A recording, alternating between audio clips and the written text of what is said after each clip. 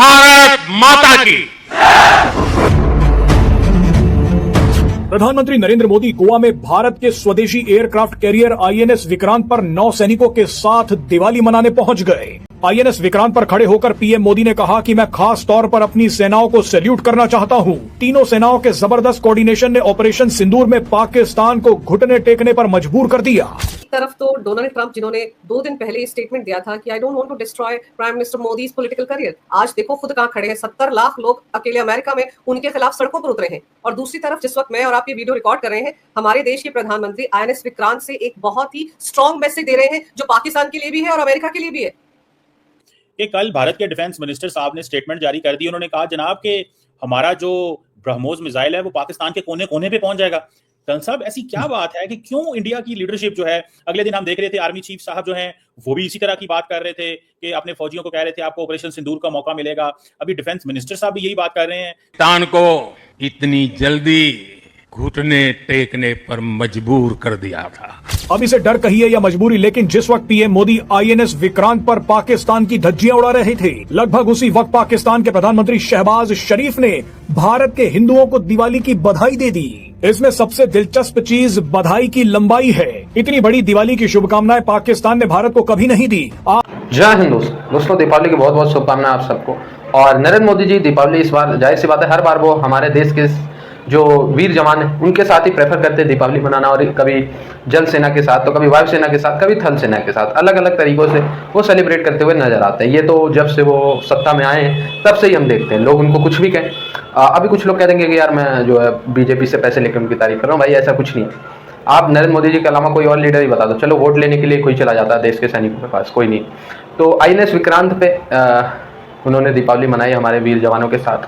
साथ ही साथ उन्होंने कहा कि आईएनएस विक्रांत जब चलता है तो फिर पाकिस्तान जैसे जो भारत के दुश्मन देश है उनकी नींद कैसे उड़ जाती है वो हम सब लोग जानते हैं। और भी उन्होंने भारतीय नेवी की तारीफ में बातें की, और इसको देख के पाकिस्तानी मीडिया हड़कंप यानी डरी हुई है, हड़कंप मची हुई है। इसके पीछे का रीज़न ये है दोस्तों कि पाकिस्तानी ये मान के चल रहे कि इस बार जो भारत जो है वो पाकिस्तान पे अगर आएगा, अटैक करेगा कहीं से, तो हिलने का भी मौका नहीं देगा, क्योंकि भारत अपने बहुत ही मैसिव जॉइंट नेवी के थ्रू पाकिस्तान पे अटैक करेगा। और अगर भारत की नेवी एक्शन में आ गई तो आप समझ ले गेम ओवर। क्योंकि आईएनएस विक्रमादित्य यार इन सब की जरूरत भी नहीं होगी, आईएनएस विक्रांत वगैरह की, जो भारत के पास छोटे भी है ना, वही पाकिस्तान के लिए काफी है। इंडिया की जो फौज है या जो गवर्नमेंट है, they are planning something again. कोई अटैक की तैयारियां हो रही हैं या सिग्नल हो रही है या इलेक्शन की तैयारियां हो रही है, क्या हो रहा है? ओके, वेरी गुड, बहुत बढ़िया आपने बात करी है। मैंने शायद किसी और प्रोग्राम में भी ये बात बड़े जिम्मेदारी के साथ बोली है। हमारे चीफ ने कहा है अगर मौका मिला, अगर उसने ये भी बोला, वर्ड्स को पकड़ लीजिए, ढूंढ लीजिए, रिकॉर्डेड चला लीजिए, कहीं पर भी अगर मैं गलत हूंगा तो मैं आपके शो पर माफी मांगने के लिए तैयार हूं। उन्होंने ये भी कहा कि पाकिस्तान को आतंकवाद से तौबा करनी पड़ेगी वरना वगैरह वगैरह वगैरह। दैट मीन्स बड़ी जिम्मेदारी से एक, क्योंकि देखिए जब कोई चीफ कुछ बोलता है ना तो उसमें उसकी बात के पीछे काफी मतलब निकलता है। वो ऐसे ही नहीं बोल देता, वो कोई इलेक्शन नहीं लड़ने हैं जिसकी वजह से वो बोलेगा, चाहे वो आपका चीफ हो चाहे मेरा चीफ हो। आपके यहाँ चलो फिर भी चीफ की जिम्मेदारियां बढ़ जाती हैं, क्योंकि उसने एक प्राइम मिनिस्टर को अपॉइंट भी करना होता है, उसको चलवाना भी होता है, बाकी सारे काम करवाने होते हैं, तो उसके ऊपर ज्यादा जिम्मेवारी है। मेरे यहाँ पर ऐसे नहीं है। हमारे चीफ को बड़ी स्पेसिफिकली, वो तो एयरफोर्स के बारे में भी ज्यादा नहीं बोलता, तो इसलिए जब वो कुछ बोलता है तो अच्छी बात होता है। अब आगे बात जो आपने कही राजनाथ जी ने, ये देखिए इसका जो रेफरेंस चल रहा है ना, वो चल रहा है बेसिकली कि जिस तरीके से आपके तरफ से आपके जो आर्मी चीफ ने बोला है उसके जवाब में बातें करी जा रही। क्योंकि आपने क्या, उन्होंने क्या बोल दिया, नो स्पेस फॉर वॉर, मतलब कोई भी ऐसी जगह नहीं छूटेगी जहां वॉर पाकिस्तान नहीं कर सकता है। मतलब कहने का मतलब है इंटरप्रिटेशन जो है। तो उसके जवाब में आप ही बताइए क्या और बताया। हमने तो और कुछ बोला ही नहीं, हमने तो इतना ही बोला हमारे डिफेंस मिनिस्टर ने कि जनाब ब्रह्मोस की ऐसी कौन सी जगह है जहां पर नहीं है। चलिए ब्रह्मोस छोड़ दीजिए, बढ़िया सा आपको देता हूँ, ये लाइव है। वो आपकी ग्लोबल टाइम्स ने क्या बोला चाइना ने, जब हमने अपनी 5 टेस्ट करी, हमने कहा जी हमारा ये जो है ना 5000 किलोमीटर का रेंज है। वो ग्लोबल टाइम्स कहता है कि चाइना का कहना है ना जी ना, ये 8000 है, ये 5000 नहीं है। यार पहली बार देखा कि जो कंट्री टेस्ट कर रही है वो बोलती है हमारा 5000 है, तो दूसरी कंट्री बोलती है नहीं जी तो 8000 है। एंड जायज बात है कि ब्रह्मोस को ही हम क्यों लें, इसका एक सिग्निफिकेंस है। क्योंकि कुछ भी कह लीजिए, पॉलिटिकल स्टेटमेंट हो चाहे कुछ भी, रियलिटी ये भी है ब्रह्मोस ने पाकिस्तान में स्ट्राइक करा, बड़ी सीधी बात। तो ब्रह्मोस आपको ज्यादा समझ में आती है। जैसे अगर मैं आपको बोलूंगा PL-15, आपको एकदम से समझ आ जाएगी कि हाँ वो चाइना वाली मिसाइल की बात कर रहे हैं जो हमने डाली थी, फतेह मिसाइल बोल।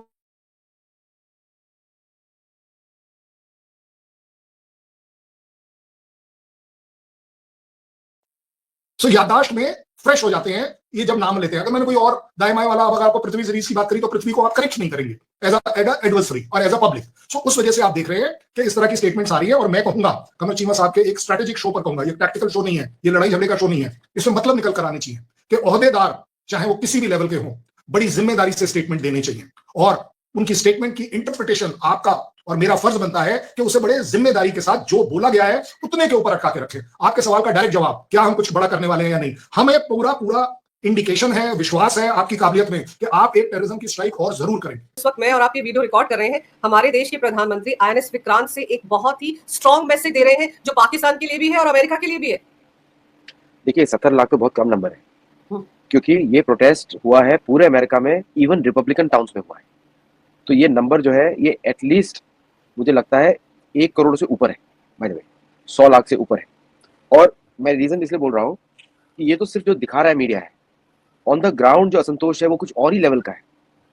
क्योंकि जब ट्रम्प का जो मागा क्राउड है जब बात करता है ब्राउन और ब्लैक लोगों को बाहर फेंक देना, हम लोग तो छोड़ दीजिए, हम लोग तो इमिग्रेंट्स हैं, आप नेटिव अमेरिकन को फेंकने की बात करते हो, तो क्या मतलब इस देश का अस्तित्व कहाँ रहता है? तो मतलब इस आदमी ने अपनी कोठरी के अलावा देश पे पकड़ छोड़ दी है।